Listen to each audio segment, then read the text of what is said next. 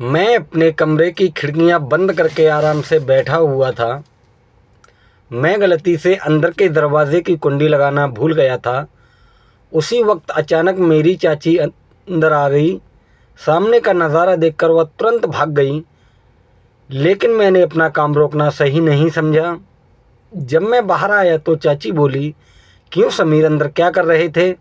मैंने कहा, चाची आपको पता ही है। अब मेरे मुंह से क्या सुनना चाहती हैं? चाची बोली, वह सब ठीक है, लेकिन तुम्हें अपना कमरा बंद नहीं करना चाहिए था। मैंने कहा, चाची मुझे क्या पता था कि तुम उसी वक्त कमरे में आ जाओगी। वैसे भी तो मैं कुछ गलत नहीं कर रहा था।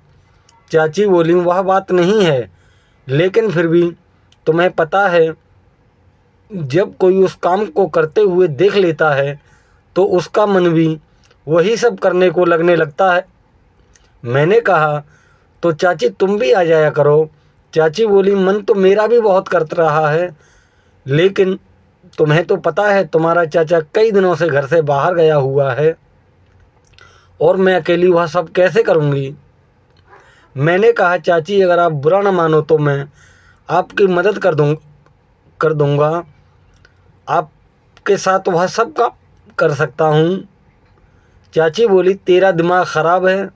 इससे पहले कि चाची कुछ बोल पाती, मैं तुरंत वहाँ से भाग गया। वैसे भी मैं तो अपनी चाची के साथ बहुत पहले से यह काम करना चाहता था, लेकिन हाँ कहने की हिम्मत नहीं हो रही थी। आज चाची ने मुझे देख लिया था, तो आज वह बात कहने का सही टाइम आ गया था और माहौल भी था, इसलिए मैंने वह बात कह दी।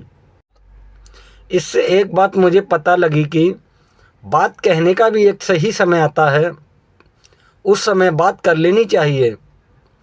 उस समय आपकी बात पूरी होने के बहुत ज़्यादा चांस होते हैं। एक दिन चाचा और चाची छत पर काम कर रहे थे। मैं उन्हें यह सब करते हुए देख रहा था। मैंने कुछ देर खड़े होकर देखा। मेरे सामने फेस टू फेस एक फिल्म चल रही थी। मुझे चाचा चाची को देखकर बहुत मज़ा आ रहा था। चाचा अपनी सारी जान लगाकर काम कर रहा था। उस समय मेरी शादी नहीं हुई थी और मैं 22 साल का हूँ और मेरी चाची बहुत ज़्यादा खूबसूरत थी। वह हमेशा मेरे साथ मजाक मस्ती करती रहती थी। चाची और मेरे बीच एक अच्छा दोस्ती वाला रिश्ता था।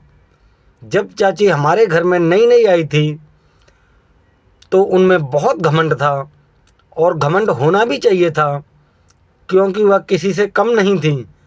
चाची की ऊंचाई लंबाई बहुत थी।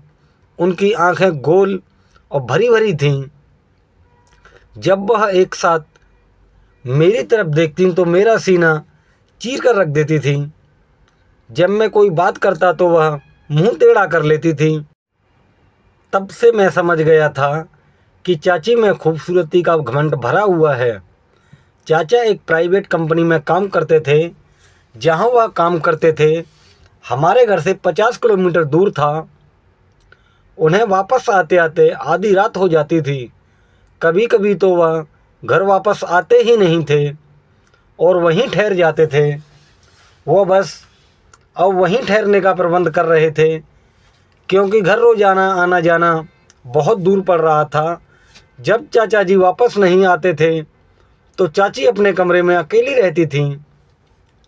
मैंने चाची को कई बार देखा था और उन्हें देखकर ही मैंने भी महसूस किया कि मेरे चाचा आधी रात घर आते हैं, कभी काम करते हैं और कभी नहीं।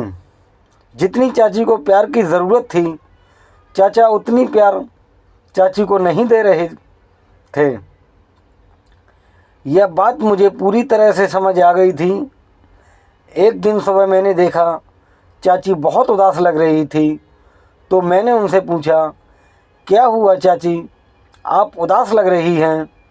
चाची बोली, मेरी तबीयत कुछ ठीक नहीं लग रही है। फिर मैंने उनके लिए मेडिकल स्टोर से दवाई ले आया। दवाई खाकर चाची अपने कमरे में चली गईं। थोड़ी देर के बाद उनका हालचाल पूछने के लिए मैं उनके कमरे में गया तो देखा कि उन्हें काफ़ी बुखार था।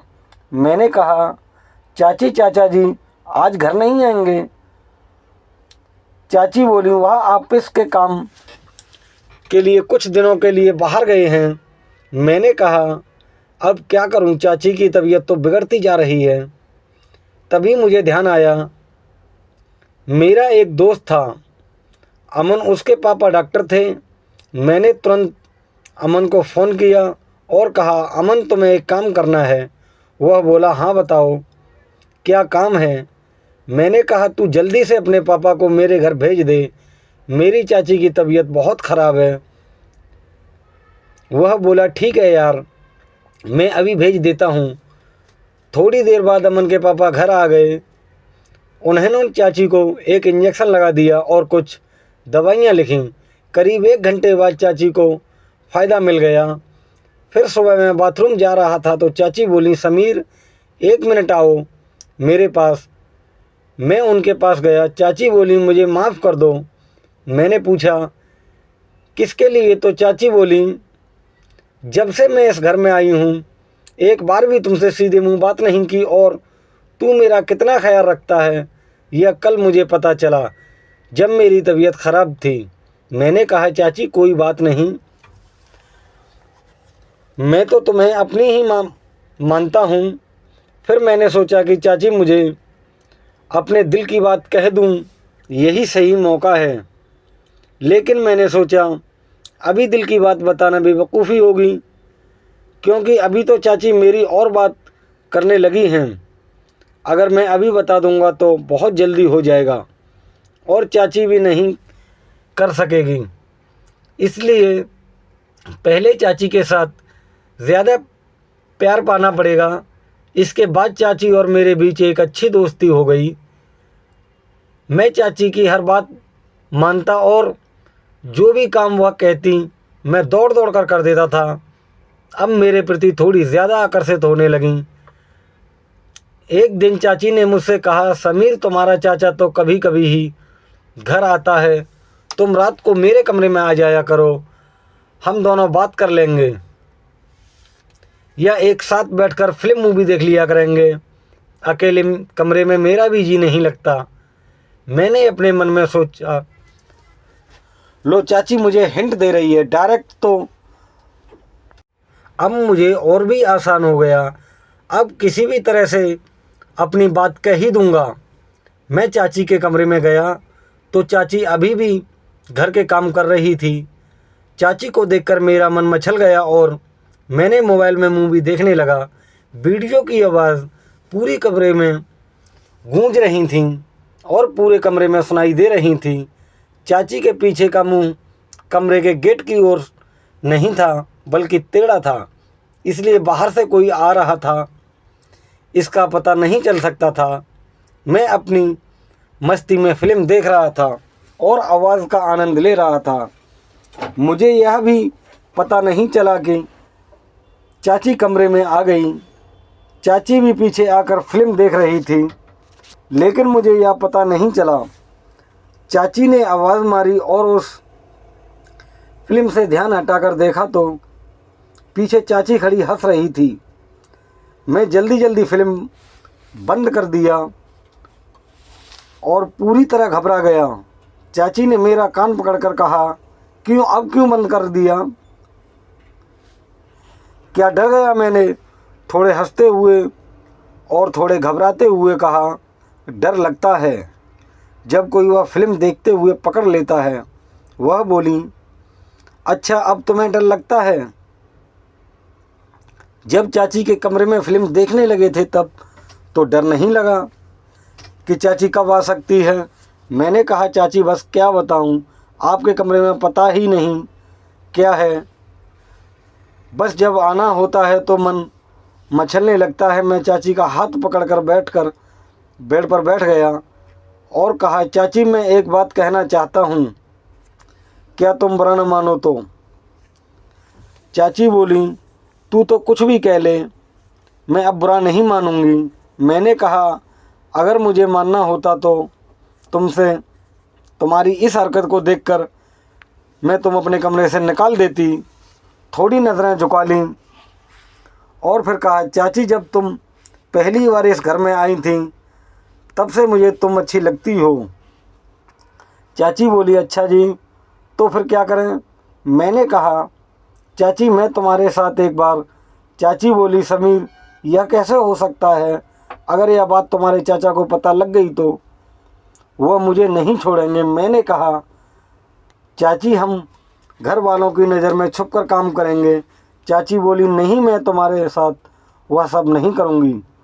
मैंने कहा, चाची मैं तुमसे वादा करता हूँ कि हमारी बात घर के तीसरे व्यक्ति को पता नहीं लगेगी। चाची बोली, पर समीर मैं तो तुम्हारी चाची हूँ। मैंने कहा, तो क्या हुआ, हम कुछ गलत नहीं कर रहे हैं। चाची ने कहा, तू तो देख लेगा। चाचा तो आधी रात को घर आता है थका हुआ। कभी कभी वह तुम्हें खुश करता है, कभी कभी तुझे खुश नहीं कर पाता। बस तू खुश करने का दिखावा करती हो। चाची का चेहरा वहीं उतर गया और चाची का चेहरा देखकर मुझे सच का पता लग गया था। चाची बोली, हाँ समीर तू सच कह रहा है, बस टाइम ही बीतता है। मैं चाचा जी से खुश नहीं हूँ। तुम्हारा चाचा बस यह बहाना बनाकर जल्दी से सो जाता है। इतनी दूर से चलकर आया हूँ, अब मैं थक गया हूँ, मुझे नींद आ रही है। रोज़ रोज़ मैं तुम्हें खुश करने के लिए फोर्स भी नहीं कर सकती थी। उन्हें खुद ही सोचना चाहिए कि वह मेरा ख्याल रखें। वह तो बस तब प्यार करते हैं जब उनका मूड होता है। उन्हें मेरी तो थोड़ी भी फिक्र नहीं होती कि अब मेरा भी मूड है। नहीं, वो बस अपना ही देखते हैं। इन बातों को सुनकर मैं चौंक गया। मैंने कहा, चाची तभी तो मैं तुम्हारी इतनी फ़िक्र करता हूँ, तभी तो मैं कह रहा हूँ कि मैं तुम्हें खुश कर सकता हूँ। चाची मैं तुम्हारी हर एक फीलिंग को समझता हूँ। तब चाची ने मेरा हाथ पकड़कर उसे कसकर दबाते हुए कहा। जब चाची ने मेरा हाथ दबाया तो मुझे पता लग गया कि चाची अंदर कितनी तड़प रही है। चाची ने कहा, अच्छा समीर तुम इतनी फीलिंग समझते हो तो कितने समझदार हो गए हो। मैंने तो कभी तुम्हारा ध्यान नहीं दिया। मैंने कहा, हाँ चाची मैं तुम्हें पूरी तरह समझता हूँ। चाची बोली, चल मैं सोच कर बताती हूँ। अब तुम अपने कमरे में जाओ।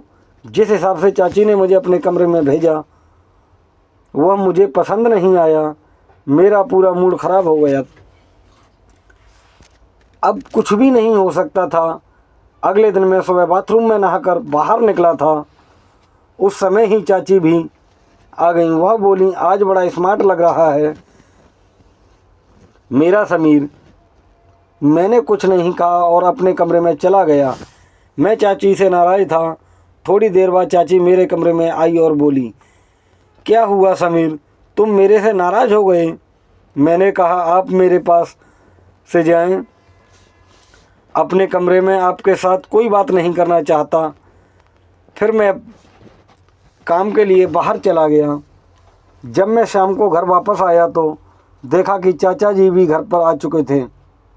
मेरा मूड भी और ख़राब हो गया क्योंकि अब मेरा सपना सपना ही रह गया। चाचा ने मुझे देखकर कहा, समीर कैसे हो? मैंने कहा, ठीक हूँ चाचा जी। फिर मैं अपने कमरे में चला गया। थोड़ी देर बाद चाचा ने मुझे बुलाया और बोले, आजा समीर खाना खा ले। फिर हम बैठकर खाने के लिए चले गए। चाची की ओर नज़रें मार रहा था। चाची मुझे देखकर मुस्कुराने लगी और चुप रहने का इशारा करने लगी। चाचा ने मुझसे पहले खाना खा लिया और फिर अपने कमरे में चले गए। धीरे धीरे खाना खा रहा था, तब चाची मेरे पास आकर बोली, क्या बात समीर, तुम मुझसे नाराज़ हो? मैंने कहा, हाँ। वह बोली, तू मेरी बात क्यों नहीं समझ रहा? यह गलत है। मैंने कहा, इसमें गलत क्या है? चाची बोली, तू अपने कमरे में जा, खाना खाकर सो जा। मैंने कहा, मैं सोऊंगा कि नहीं सोऊंगा, आपको इससे क्या? और मैंने कहा, मैं आज रात छत पर ही बैठा रहूँगा, बिल्कुल नहीं सोऊंगा। यह कहकर मैं अपने कमरे में चला गया। मैंने ठान लिया था कि चाहे कुछ भी हो जाए, एक बार तो अपना सपना पूरा ही करूँगा।